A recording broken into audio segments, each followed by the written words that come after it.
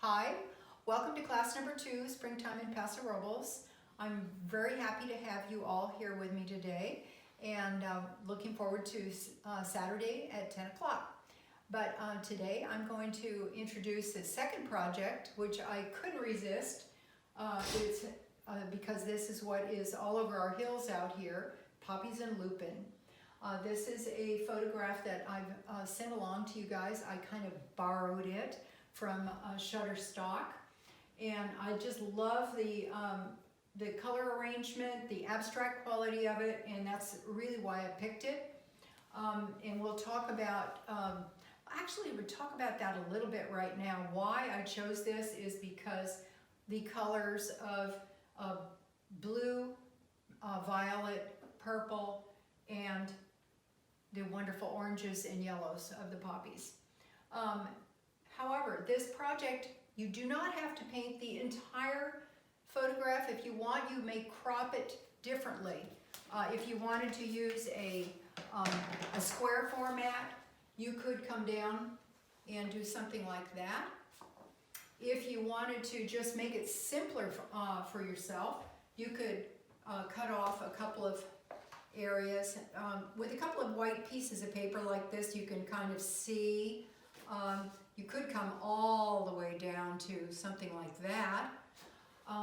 But for the sake of the lesson, I just went ahead and blew it up onto a 12/16, and here it is. So that's what I want you to do to be ready on Saturday morning. I want you to draw it in with this is alizarin crimson. Draw it in and let it dry. If you have liquid or Neil McGilp or a oil drying medium, add that to your paint and it'll dry really quickly, and you can paint right over it and cover it up if you want to. Now, about these supplies for today. Those of you guys that are new today, we'll just go over them briefly. You need about a half a dozen brushes, about this size. Some bristle, some soft, and I'll explain how to use those during the class, but about that size. Not too big, not too tiny. And you need a palette knife, and you need a cup to hold your odorless turp, which I have a brush washer, a big giant one, but anyway, you'll need a brush washer of some sort with the odorless turp in it. And then the other side of the cup I use for the liquid. You'll need paper towels, and you'll need the following colors. What I already have laid out here, I think we'll do a close-up on this part. So for the palette, for today's project, which is a really fabulous combination of colors, we'll use titanium white, a cold and a warm yellow. In this case, we had cadmium chartreuse as a cold yellow. You could also use a lemon yellow.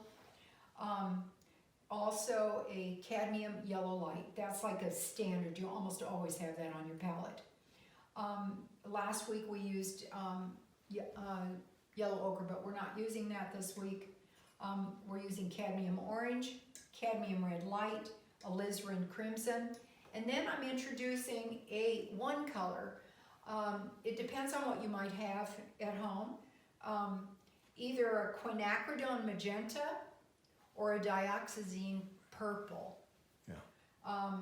The reason is because the lupin have, they look more blue in the photograph, but if you look at lupin, you'll see that they actually have a beautiful warm magenta mixed in with the colder blue. And so the quinacridone magenta would be the most useful color. If you have something like that, or a phthalo rose, something that will give you a beautiful warm purpley violet. Then, anyway, those are the two maybes that you might have.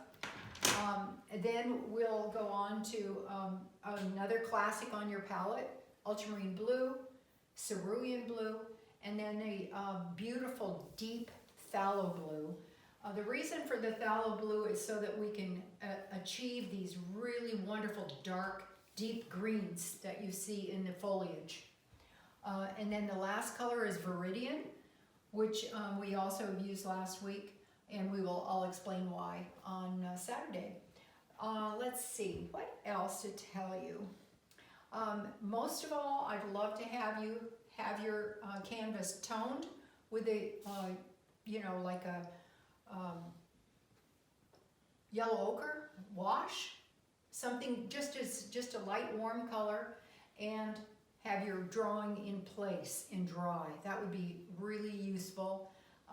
It's quite a complicated little structure. I think you'll enjoy, though, once you get into it, you'll enjoy observing the abstract qualities of the poppies. And I will see you on Saturday morning.